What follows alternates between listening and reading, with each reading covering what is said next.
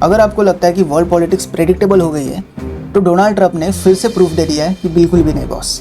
Trump जब जियो politics खेलते हैं तो डिप्लोमेसी कम और एक नेटफ्लिक्स थ्रिलर ज़्यादा लगता है। इस बार स्टेज सेट है ग्रीनलैंड पर। जैसे आपको सबको पता है कि ट्रंप को ग्रीनलैंड को खरीदना है और टेंशन इतनी ज़्यादा बढ़ चुकी है कि डेनमार्क अब ओपनली बोल रहा है कि अगर ट्रंप अपनी धमकियों पर आगे बढ़े या फिर ग्रीनलैंड को खरीदने के ऊपर कोई एक्शन लेते हैं तो पूरा नाटो अलायंस रिस्क में आ सकता है। ये क्यों बोला गया? जैसे मैंने कहा कि ग्रीनलैंड आता है डेनमार्क के टेरिटरी में, तो ऑब्वियस सी रीज़न है, तो डेनमार्क तो हर्ट होगा ही। तो और ये वही नाटो है जो नॉर्मली रशिया और चाइना के लिए बना था, ना कि अपने ही आलय के यूएस प्रेसिडेंट से बचने के लिए। वीकेंड पर ट्रंप ने यूरोप को एक और रिमाइंडर दे दिया कि अमेरिका फर्स्ट सिर्फ एक स्लोगन नहीं है, ये एक वार्निंग भी है। ब्रिटेन, फ्रांस, जर्मनी जैसे कंट्रीज जो ग्रीनलैंड के सपोर्ट में ऑलरेडी अपने ट्रूप्स भेज चुके हैं, उन सभी पर फ्रेश टैरिफ्स की धमकी आ गई। मतलब सॉलिडारिटी का प्रूफ मिला, वो भी इनवॉइस के साथ। अब फिर आता है ट्रंप का एक सिग्नेचर सस्पेंड मोमेंट।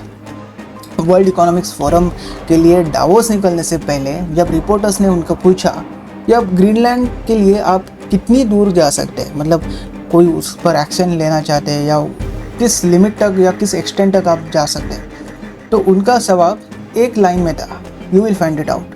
बस that's it. No explanation, no clarification, pure thriller movie का एक ट्रेलर डायलॉग। ट्रंप ने कॉन्फिडेंटली बोला कि ग्रीनलैंड पर काफ़ी मीटिंग्स अब शेड्यूल्ड है और उनको लगता है कि चीज़ें प्रिटी वेल टर्न आउट होगी। मतलब दुनिया टेंशन में है, यूरोप अलार्म्ड है और ट्रंप बोल रहा है रिलैक्स गाइस, मीटिंग्स अभी शेड्यूल्ड है। डेनमार्क मीनवाइल पैनिक मोड में है। उनका कहना है कि अगर ट्रंप ने ग्रीनलैंड को लेकर प्रेशर बढ़ाया तो नाटो की यूनिटी क्रैक हो सकती है। और वैसे भी ट्रंप ऑलरेडी यूरोप के साथ एक डेलिकेट बैलेंस पर चल ही रहा है। पिछले साल जब ईयू और यूएस, मतलब यूरोप और यूएस डील हो रही थी जिसमें अलाइज ने अमेरिका में इन्वेस्टमेंट बढ़ाने का प्रॉमिस किया था, तब ट्रंप का रिएक्शन एक क्लासिक स्टाइल में था, क्लासिक ट्रंप स्टाइल। उन्होंने सीधा बोला कि they need this agreement very badly. मतलब उनको ये डील चाहिए, उनको यहाँ से फ़ायदा है, उनकी ज़रूरत है, हमें कुछ भी नहीं है। मतलब अलायंस है, पार्टनरशिप है, लेकिन लेवरेज अभी भी अमेरिका के हाथ में ही रहेगा। फिर ट्रंप ने एक और reassuring line the, I think NATO will be happy. और जब हम ये प्रस्ताव उन पर रखेंगे तो दे वुड बी थ्रिल्ड। कैसे, वो बाद में बताएंगे। ट्रंप के अकॉर्डिंग ग्रीनलैंड कोई एक ऑब्सेशन नहीं है, सिक्योरिटी नेसेसिटी है, नेशनल सिक्योरिटी है, वर्ल्ड सिक्योरिटी, फ्यूचर सिक्योरिटी, सब कुछ ग्रीनलैंड के ऊपर अब डिपेंड दिखाई जा रहा है। क्योंकि उनका लॉजिक सिंपल है, जैसे जैसे आर्कटिक बर्फ़ मेल्ट हो रही है वैसे नए वाटर रूट्स अब ओपन हो रहे हैं और सुपर पावर्स अपनी पोजीशनिंग सेट कर रहे हैं। बेसिकली जो नेचुरल अर्थ के मिनरल्स है वो काफ़ी इंपॉर्टेंट है और ग्रीनलैंड उनके लिए बहुत प्रसिद्ध और एक इम्पॉर्टेंट रिसोर्स है। ट्रंप का कहना है कि अगर अमेरिका ने ग्रीनलैंड नहीं लिया तो रशिया या चाइना वैसे भी ले ही रहेगा, तो अगर वो ले ले तो उससे अच्छा हम ही उसको ले ग्रीनलैंड पे कब्जा कर ले। प्रॉब्लम ये नहीं है कि कौन उसको लेगा, चाइना, रशिया, अमेरिका। प्रॉब्लम ये है कि यूएस प्रेसिडेंट डोनाल्ड ट्रंप ने ओपनली धमकी दे दी है या फिर ओपनली क्लेम किया है कि हमें वो चाहिए। अभी तक रशिया ना ही चाइना ने कोई क्लेम किया है ग्रीनलैंड के ऊपर, या फिर क्लेम या फिर डिज़ायर व्यक्त की है कि हमें वो खरीदना है। डेनमार्क का कहना है कि चाइना का वहाँ कोई मेजर इन्वेस्टमेंट नहीं है और ना कोई चाइनीज़ वॉरशिप रिसेंटली ग्रीनलैंड के आसपास दिखाई दी है। लेकिन ट्रंप का पॉलिटिकल यूनिवर्स में एक पॉसिबिलिटी बहुत काफ़ी होती है। ग्रीनलैंड की लीडरशिप मीनवाइल बार बार बोल चुकी है कि we are not for the sales.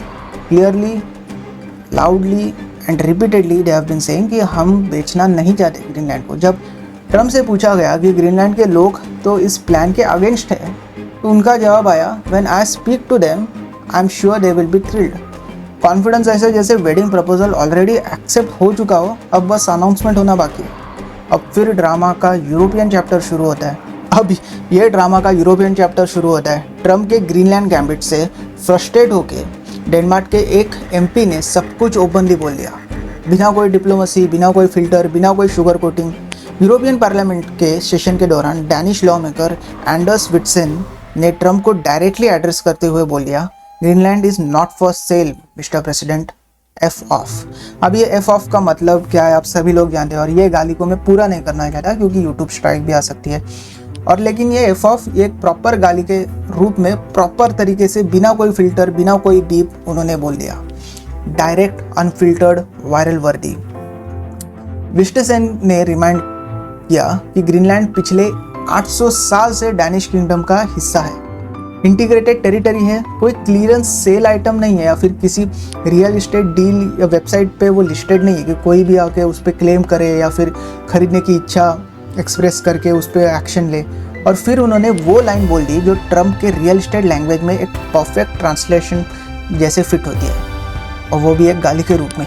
Problem सिर्फ ये थी कि यूरोपियन पार्लियामेंट के रूल्स में गाली अलाउड ही नहीं है। ऑब्वियस सी बात है। तो वाइस प्रेसिडेंट स्टेफोन्टा ने तुरंत इंटरप्ट किया ये गाली के दौरान और बोला कि this language is unacceptable. Strong emotions हो सकते हैं लेकिन ये पार्लियामेंट है, कोई पब नहीं। उसके बाद विस्टेसेन ने अपनी स्पीच डैनिश में कंटिन्यू की। मैसेज ऑलरेडी दुनिया तक पहुंच चुका था जो पहुंचना था, और डोनाल्ड ट्रंप तक तो एब्सोल्युटली पहुंच चुका है। जब अमेरिका के प्रेसिडेंट डोनाल्ड ट्रंप ने दुनिया को ये याद दिला दिया कि जियो पॉलिटिक्स भी कभी कभी रियल इस्टेट के डील जैसे फील होती है। सीन शुरू होता है ग्रीनलैंड से। ग्रीनलैंड एक बर्फ, ग्लेशियर, पोलर बेयर्स और बहुत ज़्यादा ठंड के वजह से प्रसिद्ध है, और ट्रम्प ने सोचा why not just to buy it.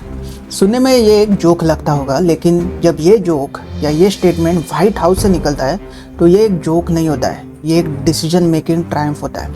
Trump के क्लोज एड्स के अकॉर्डिंग ग्रीनलैंड को खरीदने का आइडिया एक बहुत ही सीरियस डोर पे डिस्कस हुआ था। मतलब ये कोई एक 3 AM का ट्वीट नहीं था या कोई चलते फिरते कोई न्यूज़ एंकर को दिया हुआ स्टेटमेंट नहीं था, ये प्रॉपर मीटिंग रूम फैंटेसी थी। ग्रीनलैंड टेक्निकली डेनमार्क का ऑटोनॉमस टेरिटरी है, अपनी गवर्नमेंट है, अपना कल्चर है और सबसे इम्पोर्टेंट अपना एटीट्यूड है। जब डेनमार्क से पूछा गया, डेनमार्क के लोगों को पूछा गया कि अमेरिका ग्रीनलैंड को खरीदना चाहता है, तो उनका रिस्पॉन्स सिंपल था, नो। सिंपल नो, एक फॉर्मल डिप्लोमेटिक रिजेक्शन। ट्रम्प का रिएक्शन भी बहुत प्रेडिक्टेबल हो गया था बॉस। डेनमार्क के प्राइम मिनिस्टर ने जब नो बोल दिया था, ट्रम्प ने अपनी प्लान डेनमार्क विजिट को ऑब्वियसली कैंसिल कर दिया। मतलब अगर डील नहीं हो रही है तो मीटिंग भी नहीं होगी। Real estate rules global diplomacy edition बन चुका था। पर यह सिर्फ एक ईगो का इशू नहीं है, ग्रीनलैंड एक्चुअली काफ़ी सीरियस स्ट्रैटेजिक पोजीशन पे है। मतलब उनकी strategic location, Arctic control, military positioning, rare earth minerals, सब कुछ एक बंडल्ड पैकेज में मिलता है। क्लाइमेट चेंज जैसे जैसे आर्कटिक आइस को मेल्ट करता है, वैसे वैसे ग्रीनलैंड ग्लोबल पावर्स के रडार पर अब आ चुका है। अमेरिका ऑलरेडी वहाँ पे अपनी मिलिट्री भेज चुका है, बस उसकी ओनरशिप क्लेम करना बाकी है। अब डिफरेंस समझिए, डेनमार्क और ग्रीनलैंड दोनों ने क्लियर कर दिया है कि ये आइलैंड कोई प्रॉपर्टी लिस्टिंग में नहीं है जो कि जिलो पर लिस्टेड है और कोई भी उसको क्लेम कर सके या फिर खरीदना चाहे। ग्रीनलैंड के लीडर्स ने खुद बोला we are not for sales. मतलब ये सिर्फ डेनमार्क का डिसीजन नहीं है, ये ग्रीनलैंड के लोगों का भी डिसीजन है। लेकिन ट्रम्प को तो आप सभी लोग जानते ही है, एक बार जो निर्णय मन में आ चुका वो पीछे हटना उनके लिए नामुमकिन हो जाता है या ईगो पे आ जाता है। ट्रम्प के क्रिटिक्स ने इस पूरे एपिसोड को एब्सर्ड, एम्बैरेसिंग और कार्टून डिप्लोमेसी कहा। ये इंसिडेंट उसी टाइम आया जब ट्रम्प यूरोप को ओपनली मॉक कर चुके थे डावोस जाने से जस्ट एक दिन पहले। वर्ल्ड इकोनॉमिक फोरम में ट्रम्प इस पूरे ग्रीनलैंड ड्रामा के स्टार बन चुके थे, एक dark self return political script जैसे कुछ। ट्रम्प ने प्रेशर और बढ़ाने का फैसला किया है, 25% तक टैरिफ्स की धमकी दे दी है उन यूरोपियन कंट्रीज को जो डेनमार्क के सपोर्ट में खड़े होंगे। यूरोप ने भी सिग्नल दे दिया है कि अगर अमेरिका ने इकोनॉमिक प्रेशर बढ़ाया तो काउंटर मेजर्स अब रेडी है।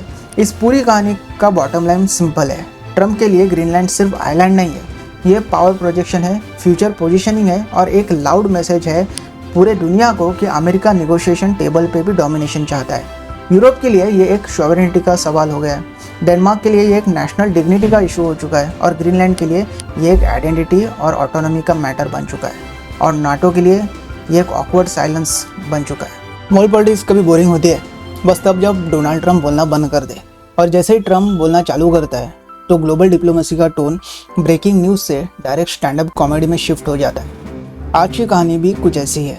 नई स्टोरी हम लोग अनफोल्ड करेंगे ईरान के बारे में, full story explanation, breakdown, consequences और फ्यूचर इंसाइट्स के बारे में हम लोग ड्वेल करेंगे। तो सब्सक्राइब करना मत भूलिए, और मोस्ट प्रोबेबली वो स्टोरी अनफोल्ड होगी कल। हमारा ऑफिशियल ऐप रिलेट जोन अब लॉन्च हो चुका है। The app is available on Play Store, App Store, all the major platforms. It's the Relate Zone app is about building connections, making network, and basically to meet new people, expand your horizons, basically in the form of searching for partners, searching for work opportunities. There is a job section search, there is a work opportunities section, there is a alumni networking section, there is a campus networking section. There are multiple sections for networking, searching or finding work or searching jobs, and multiple things in part of making stories, reading stories. It's basically a blend and a combinations of all the things: networking, story consumption, making connections, of finding work opportunities into one single platform. The name of the app is Relate Zone. Do not forget to download the platform, because already thousands of people are there and they are enjoying, so you also should.